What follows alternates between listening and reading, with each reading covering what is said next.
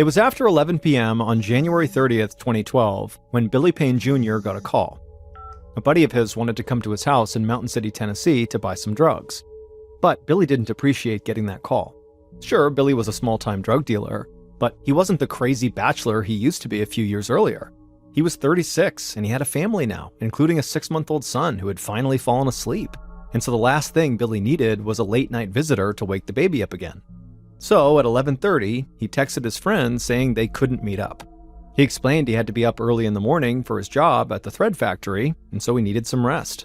His friend would just have to get his pills somewhere else. But as much as this call was annoying because it was inconveniencing, the truth was Billy was actually in the process of trying to leave his drug-abusing past behind. Billy had always been the life of the party in his small town. He was the guy who always had a beer in his hand and an endless parade of girlfriends. He drove a Mustang and bragged about going to Las Vegas for the weekend. His cousin, Jamie Curd, described Billy as being a man with caviar tastes on a working man's budget. But all that high living had a price. Billy had developed a nasty addiction to opioid painkillers, an addiction that he supported in part by selling opioids himself. Billy knew he'd made his share of mistakes in his life, including the fact that he had a young son in Florida that he never saw, but his opioid addiction was the worst. It clouded his judgment, it sucked up his money, and always left him feeling desperate for more. After Billy finished texting his friend, telling him not to come over, he went to go peek in on his baby, Tyler, who was all tucked into his crib. Billy smiled at the baby, and then he headed down the hall to join his girlfriend, Billie Jean Hayworth, in bed. Billie Jean was 13 years younger than Billy, and she was slender and pretty, with short brown hair. She was also an outdoorsy Tennessee girl who loved nothing better than fishing, hiking, and camping. Billy had had his eye on Billie Jean from the moment she had come to work on the cleaning crew at the thread factory 3 years earlier. And soon after they had met, the two started spending all their time together. By 2010, Billy had invited Billie Jean to move into the small one-bathroom house that he shared with his father. By 2011, Billie Jean was pregnant with Billy's child. That same year, Billy had begun going religiously to an opioid treatment center and taking a prescription drug to control his cravings. And while the new year was still only a few weeks old, Billy still had a feeling that this year, 2012, would be the year he could finally start calling himself a former opioid addict. Billy felt grateful as he looked down at his sleeping girlfriend, but he didn't look for long. He was really tired, and as soon as he laid down and his head hit the pillow, he fell asleep. But parents of infants rarely get to sleep for very long, and just after 5 a.m., baby Tyler started wailing from his crib. Billie Jean wearily swung her feet out of the bed and onto the floor, and then set off down the hall to try to calm the baby down. Billy woke up to all the commotion, and he lay there quietly, listening to the sounds of Billie Jean heating up a bottle for Tyler. He could also hear another voice out in the kitchen. It was his father. Sometimes the house felt a bit cramped, with all of them living there together, but it filled Billy with happiness to watch his father hold little Tyler. After a few minutes, Billy heard Billie Jean changing the baby's diaper, and he heard his father saying goodbye and leaving for work. Then Billy felt Billie Jean slide back into bed next to him, and then he began to nod off again, even though he knew the alarm would soon wake him up. And it was at this point that Billy heard the sound of the sliding glass side door open. Just for a moment, he thought maybe his father must have forgotten something and come back. But then a shadowy figure suddenly loomed in the bedroom doorway, standing there completely silent and still. And even in the darkness, he could tell this was not his father. Billy suddenly was terrified, and he managed to blurt out, "What the hell?" And then everything went black.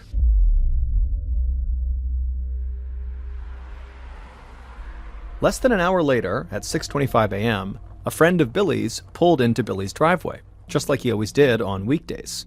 He worked at the thread factory with Billy, and they usually carpooled. From outside, the friend could see that Billy and Billie Jean's bedroom light was on, but the friend didn't want to burst in, so he sent Billy a text, asking if he was going to work today. When Billy didn't respond, his friend went around the side of the house, and then went into the house through the sliding glass door that Billy and Billie Jean always left unlocked. He called out for Billy, but got no answer, so he used the family's landline phone in the living room to call Billy's cell phone twice. But each time, no one picked up. But just then, the friend wondered if maybe the reason Billy and Billie Jean were not responding to him was because they were sharing a private, intimate moment in their bedroom, and basically the friend had walked in on them. And so out of respect, the friend just stopped what he was doing, left the house, and figured, Billy would be in touch at some point. Almost 4 hours later, another family friend, whose name was Roy Stevens, came to Billy and Billie Jean's house to pick up some mail that Billy and Billie Jean were holding for him. And just like the friend from earlier, Roy also ended up going into their house through the unlocked glass sliding door and began calling out for Billie Jean and Billy. And when no one responded, Roy walked down the hall to the couple's bedroom and went inside. And what he saw gave him the shock of his life. Billy was lying on his back on the bed, not moving and covered in blood. Roy ran to Billy and shook his arm, but it was useless. Billy was totally lifeless. Roy began screaming, "No, no, no," over and over and over again. Then he rushed outside and yelled for his wife, who was waiting in the car, to call 911. Then Roy went back inside, and he would make an even more shocking discovery. He heard a murmur coming from the baby's bedroom, and when he went into that bedroom, he saw Billie Jean lying on the floor in a pool of blood. And there in her arms was her baby, breathing but asleep. The baby's forehead was smeared with their mother's blood. Roy couldn't believe what he was looking at, but he just reached down and scooped up the child, and then ran out of the house as fast as he could. Minutes later, paramedics reached the house, but there wasn't anything they could do for Billy and Billie Jean. The EMTs said the couple had likely been dead for hours. This was now a job for homicide detectives. Agent Scott Lott, a veteran detective with the Tennessee Bureau of Investigation, was one of the first law enforcement officials on the scene, and he began photographing everything he saw. He knew immediately that this was not your typical East Tennessee murder that grew out of an alcohol-fueled argument or a domestic dispute. This was something more sinister. It looked like Billy had been shot with a single bullet before he could even get out of bed, and he also had this deep gash on his throat. Lott left the bedroom and walked down the hall to the nursery, and he saw Billie Jean lying on the floor by her baby's crib. She had also been shot with a single bullet. Lott knew she had to have been killed while she was clutching her baby, and the thought of that was so disturbing and just so sad. Lott got down on his hands and knees and began to look for the actual bullet that killed Billie Jean, and he found it lodged in the baby's bouncy seat. Lott was amazed that the baby had somehow been left unhurt in all of this carnage. Aside from the murder victims themselves, Lott felt like the house seemed remarkably undisturbed. There was no sign of a struggle or a robbery or destruction of Billy and Billie Jean's property. Whoever committed these murders was very clean and efficient. After Lott's initial search of the house, he walked outside and waited for Billy's father to come home. Billy's father choked back sobs when he came roaring up to the house in his truck. He had gotten a call from a sheriff's deputy telling him what had happened at his house. He stepped out of the truck, and Detective Lott went over to meet him. Billy's father told Lott that everything had seemed perfectly normal when he left that morning. Billie Jean had been feeding the baby in the pre-dawn darkness, and he was getting ready for work. And now, just a few hours later, his whole property was marked off with yellow police tape, and his son and his son's girlfriend were dead. The old man just couldn't make any sense of it. But as Lott listened to Billy's distraught father, it dawned on him that the killer or killers must have planned the attack in great detail. Billy's dad said he left for work at 5:30 a.m., and Billy needed to go to work an hour later. That left only 1 hour when Billy and Billie Jean would have been home alone with the baby. Lott thought the chances were good that the killer or killers had been waiting in the dark outside the house for their opportunity to attack this young couple, and the thought of that just made Lott's skin crawl. By 2 p.m., the detectives were ready to release the bodies to the morgue for autopsy, and Lott was eager to start talking to people who knew the victims. His investigators had combed every square inch of the house and learned almost nothing from it. Lott didn't know whether he was dealing with a drug cartel hit or a serial killer or something else entirely.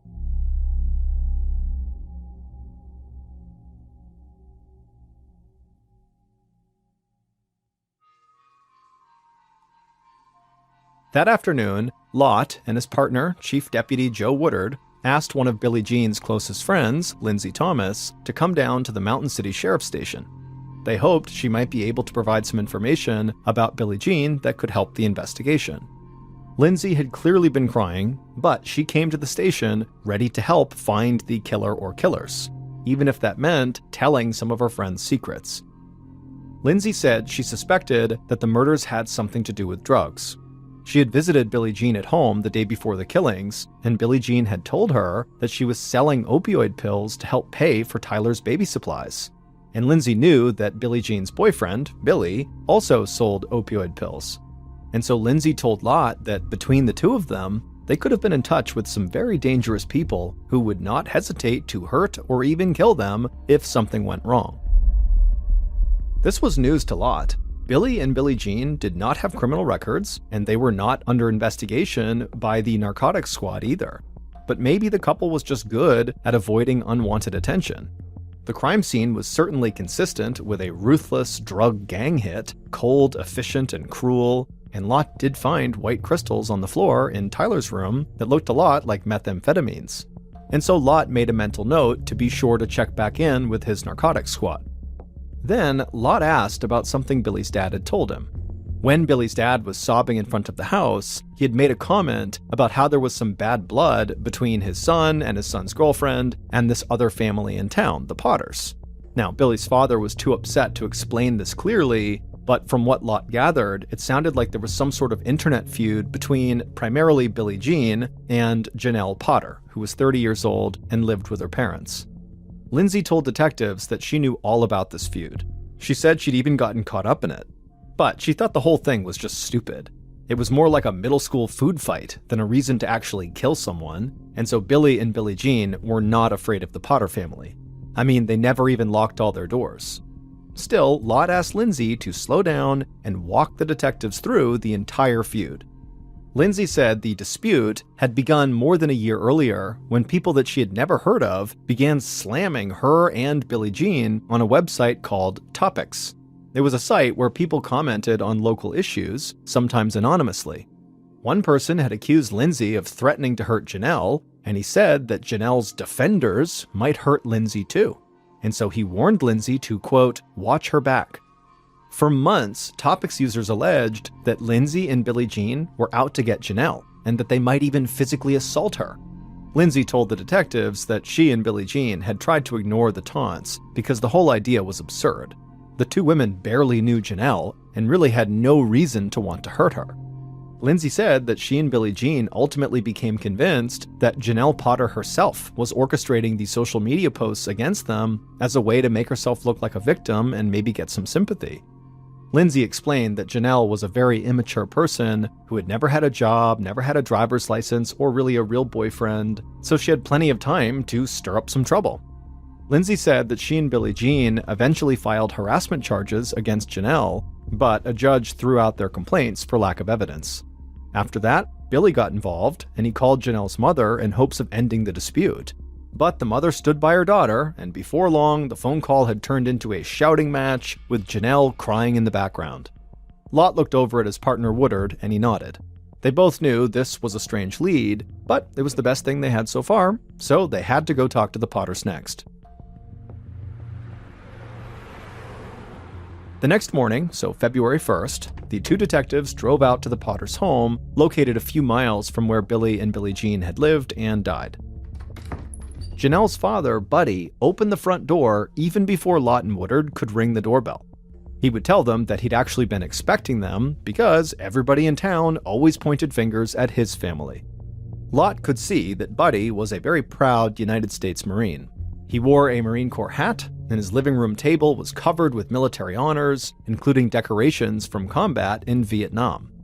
Buddy said that he and his wife had moved here from Pennsylvania a few years back after a severe fall ended Buddy's military career, and now they were just enjoying retirement.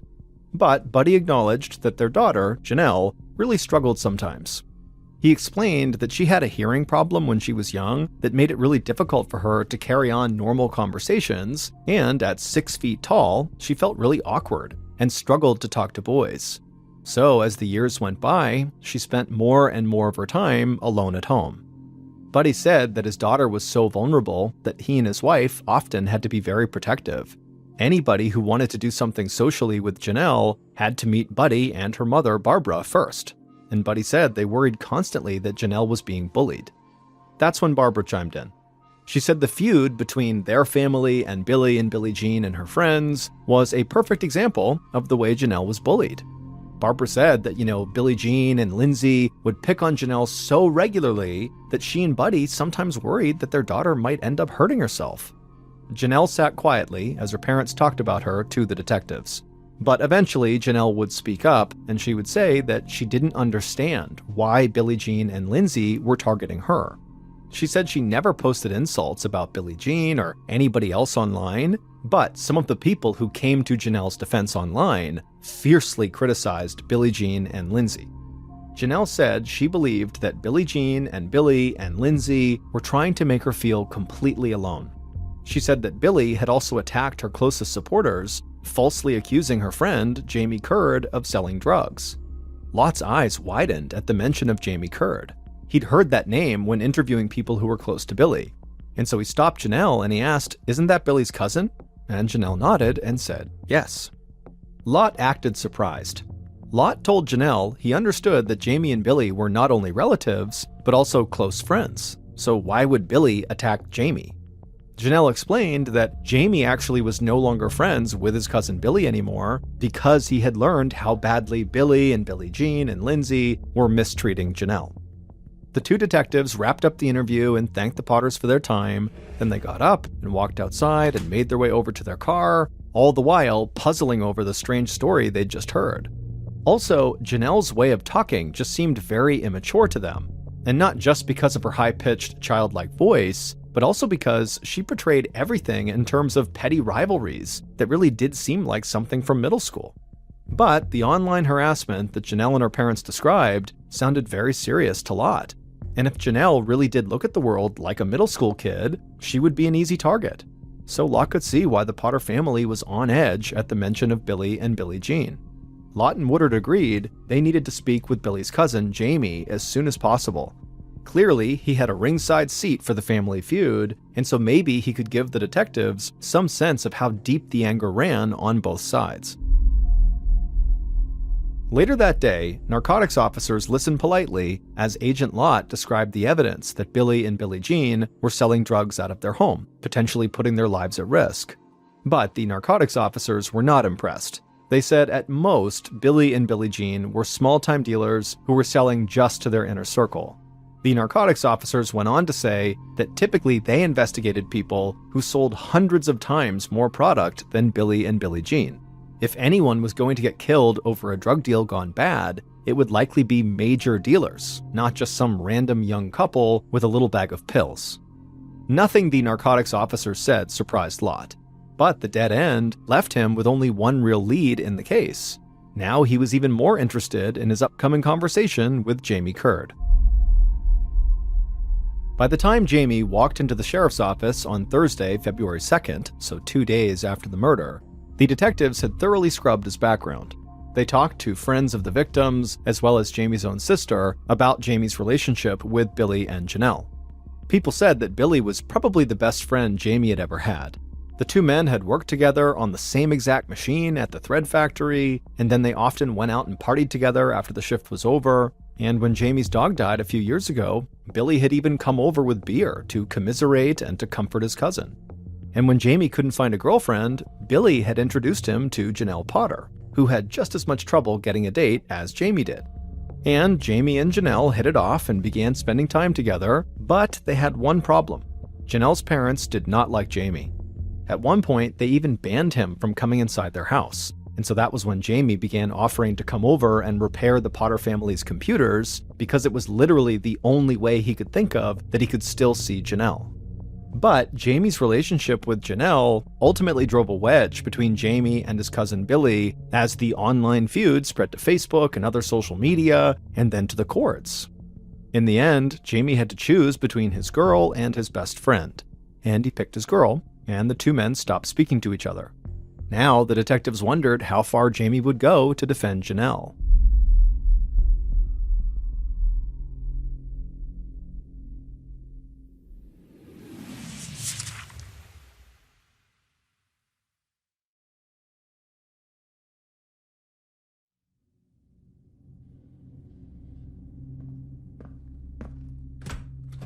From the moment Jamie entered the police interview room, with a baseball hat pulled down low over his sleepy eyes, Lott had the sense of a man who was a follower, not a leader. Jamie himself was quick to make it clear that he was a country boy who had never strayed too far from eastern Tennessee. He said he didn't really use computers much himself, even though he was enough of a handyman to repair them, but he knew that Billy and Billie Jean were posting threats against Janelle on Facebook and other websites. And Jamie just couldn't understand why Billy would do that, or why Billy denied that it was true. Jamie said he saw firsthand the damage that Billy and Billie Jean's threats were doing to Janelle.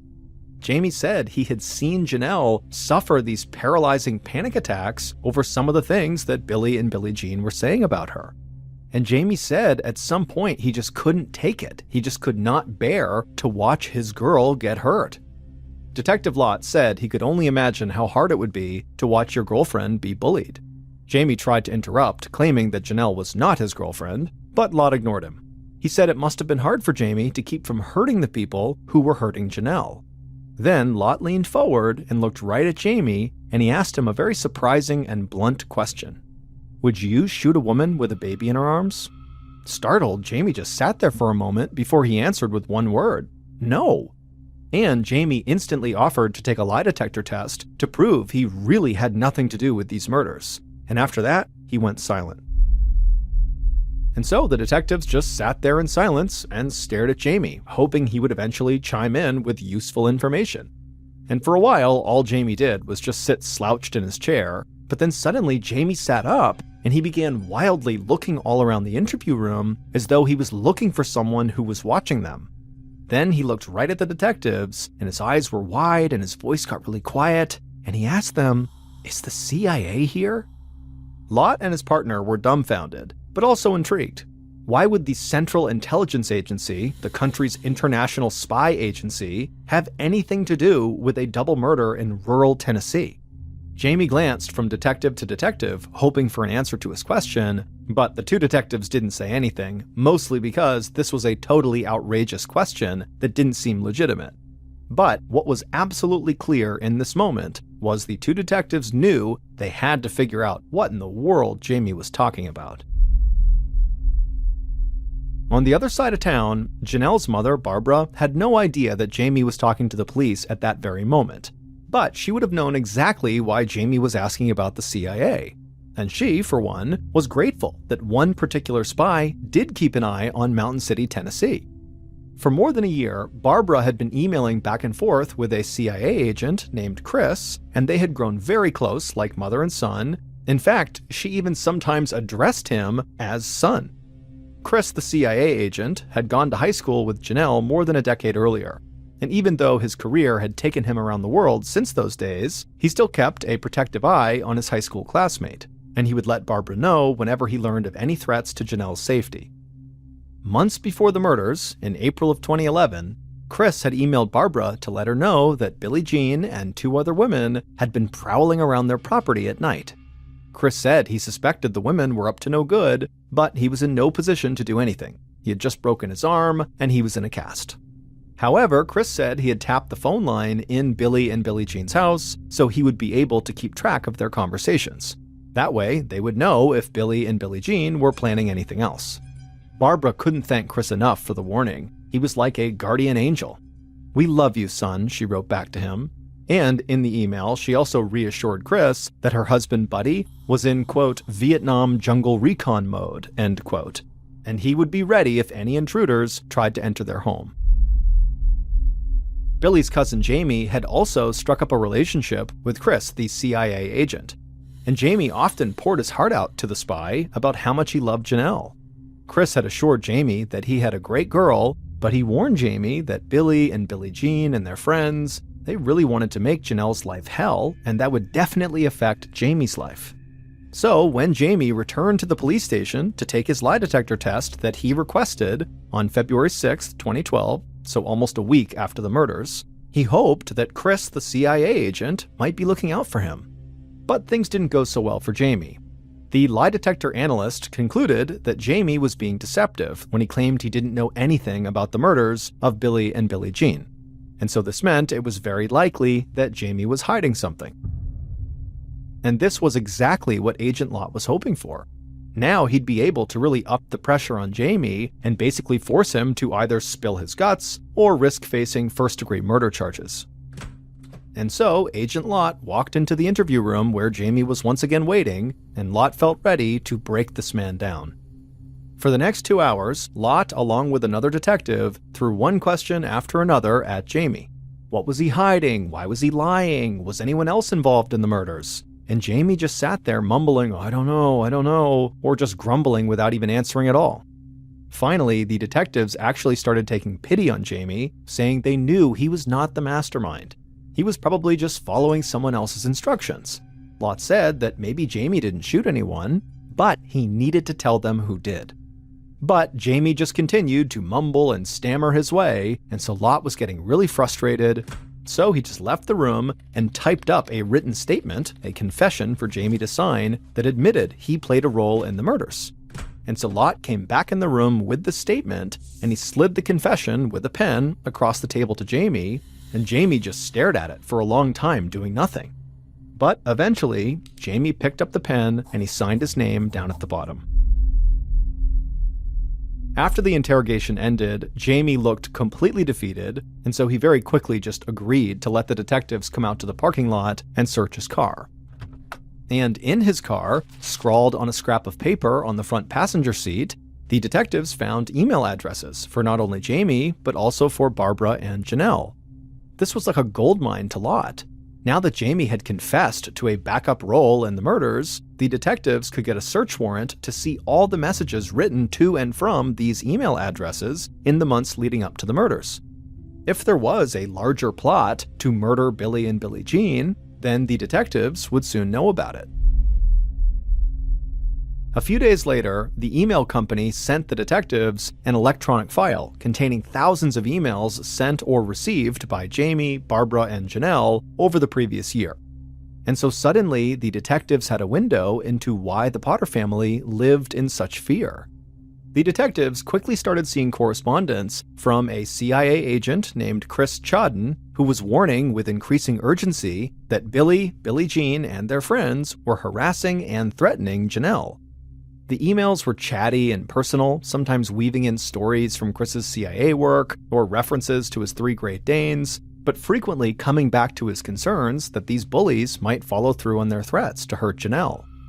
Lott couldn't believe that a CIA agent would use his official position to get involved in a family feud in rural Tennessee. The emails showed that for months in 2011, Chris had tried to get a CIA ID card for Janelle's father, Buddy, so that Buddy could acquire military-grade weapons that are normally off-limits to civilians. And so the whole thing just seemed extremely unprofessional to the detectives. So Lott and another detective decided to track down Chris and just ask him what was going on. The detectives found a guy named Chris Chodden who graduated with Janelle from a high school in Pennsylvania, and so Lott got his phone number and called him up. Chris seemed surprised to be getting a call from police in Tennessee, but he agreed to talk. And the next day, Lott and the other detective drove up from Mountain City to Delaware to meet with Chris for coffee at his house. After the detectives and Chris had taken a seat at the kitchen table, they talked for a few minutes, just kind of general niceties, and then Lott just pushed a stack of papers across the table to Chris and told him they were copies of emails that he had written to his old high school classmate, Janelle Potter. But Chris just looked blankly at the papers and then at the detectives, and he said he had never sent an email to Janelle Potter, ever. He knew her in high school, but they were never really friends and did not stay in touch after graduation. He said he didn't know what those papers were, but they had nothing to do with him. Lott then asked Chris about his work for the CIA, and Chris nearly broke out laughing. The CIA? Chris said he was a police officer, just like the 2 detectives, but he had never had anything to do with the CIA, and he certainly wasn't a spy. Lott asked Chris if he had broken his arm recently, and Chris said he had never broken it. Lott and the other detective believed Chris. He was nothing like the brash CIA agent in the emails, and he seemed genuinely surprised to be asked questions about a woman he barely knew. But now Lott needed to know, if Chris was not the author of all those emails, who was? The emails that the detectives had obtained from their search warrant were enough to fill an entire banker's box when they were printed out, and they included countless emails from Chris himself. But using them to solve a crime was another question altogether. They were not in any particular order, and they covered a wide array of subjects, from everyday trivia like Janelle's love of floppy-eared dogs to Chris's tale of international assassinations. If investigators were going to figure out Chris's true identity, they needed a specialist who could really focus and not be distracted by every twist and turn of the investigation. So they turned to a veteran state prosecutor, Dennis Brooks, who agreed to read every single email until he had a better sense of who Chris really was. For days, Brooks spent his evenings immersed in the electronic world that the Potters and Jamie shared with Chris. Brooks concluded that Chris, if nothing else, wrote like he was a homicidal maniac. In notes to Buddy, Barbara, and Jamie alike, Chris would talk about the need to eliminate Billy and Billie Jean and their friends. He closed one message in particular to the Potters with the words, "Kill, kill, kill," all in capital letters. And of course, Brooks suspected that whoever this person was, this Chris person, they did not work for the CIA. Real CIA operatives, the kind who killed people as part of their job, were notoriously secretive, and Chris was anything but. He seemed to openly brag about his most important assignments. But there was one striking thing about every single one of the notes from Chris that convinced Brooks that the real author, the real Chris, could only be one person. And that person was the mastermind behind the murders of Billy and Billie Jean, using others as unwitting pawns.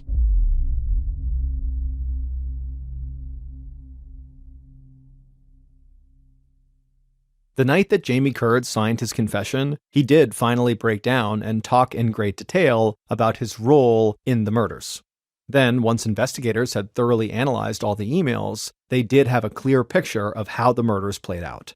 And so here is a reconstruction of how police believe Billy and Billie Jean were murdered in their home on January 31st.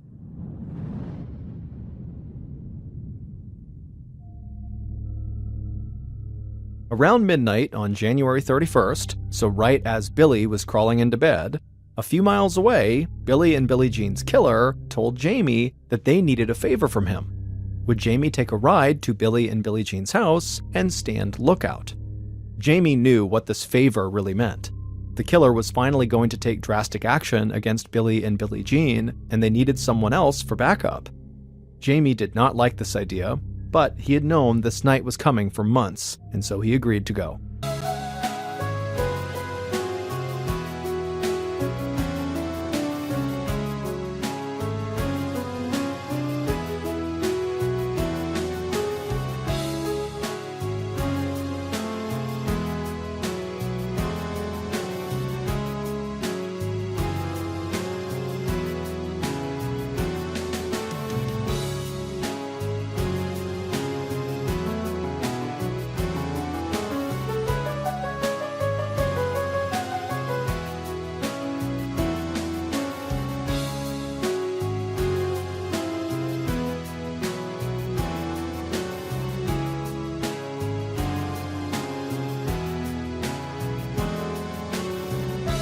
So Jamie and the killer drove to a church that was near Billy and Billie Jean's house, where they could see whoever left or entered. And they waited. Eventually, they saw the light go on as Billie Jean brought her baby into the kitchen for a bottle. Then they saw Billy's father packing his lunch for work, and then walking out the door around 5:30 a.m. This was the moment they were waiting for, when Billy and Billie Jean were all alone with just their baby in the house. Now, the couple was going to get what was coming to them. Jamie and the killer put on gloves, and then the killer gave Jamie a handgun so they'd both be armed. Then the killer and Jamie got out of the car, they made their way over to Billy and Billie Jean's house, and the killer slid open the unlocked glass doors on the side of the house, and then they walked inside and headed straight for Billy and Billie Jean's bedroom. Once the killer reached the bedroom, they stood in the doorway to gather their courage for a moment, and then they entered the room. And as soon as they did, Billy woke up and he yelled out, "What the hell?" But the killer was on top of Billy before he could do anything. And the killer put their gun just inches from Billy's face and fired. At this point, Billie Jean, who's right next to Billy, began to scream and she ran out of the room, but she didn't get far because Jamie was standing guard in front of the door that would lead outside. so Billie Jean couldn't escape. Instead, she ran down the hallway to her baby's room and pulled him out of the crib and held him close to her body. And then the killer just stepped into the room, rushed at Billie Jean, they raised their gun and shot her point blank in the side of the head. Billie Jean crumpled onto the floor, still clutching her baby. The killer simply turned around, walked back into the hall, and headed back to the main bedroom. And there, they walked back over to Billy, and just to make sure he was dead, the killer drew a knife and slit Billy's throat ear to ear. Then the killer walked out of the bedroom and met Jamie at the front door. Jamie gave his gun back to the killer and then ran outside to vomit. And that was it. The intruders got back in their car and sped off. They were in and out of the house in less than 3 minutes, leaving behind 2 dead bodies and a baby who would grow up without parents. But the killer was satisfied with what they had done. At least now his daughter, Janelle, would be safe.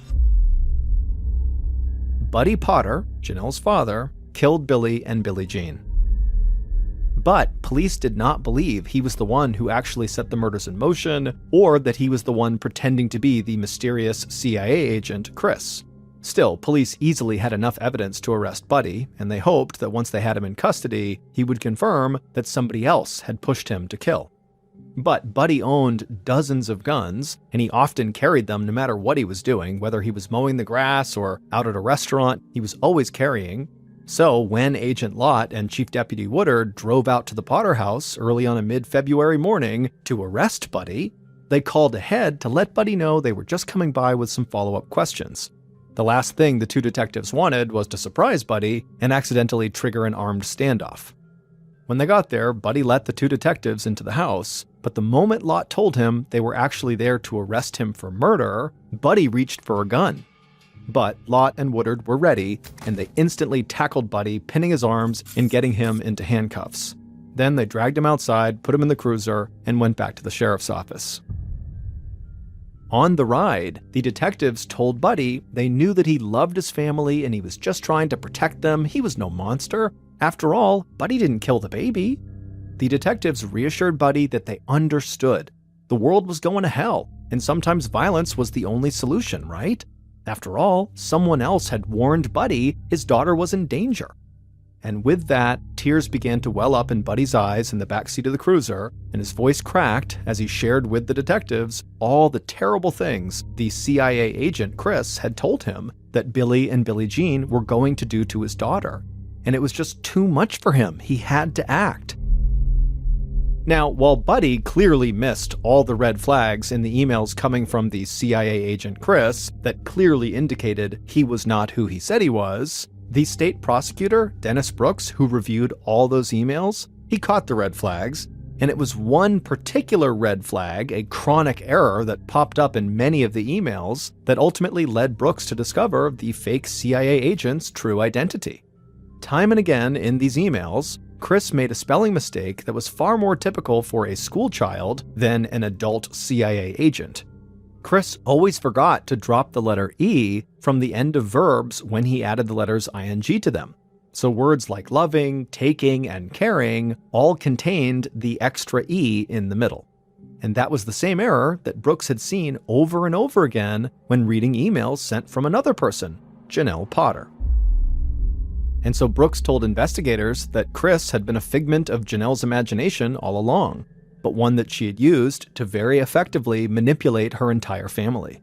Janelle had basically catfished her own family into believing that she was in mortal danger, and ultimately, that caused her father to go out and kill Billy and Billie Jean. A year and a half later, Buddy Potter, Janelle's father, was found guilty of killing Billy and Billie Jean and was sentenced to 2 consecutive life sentences.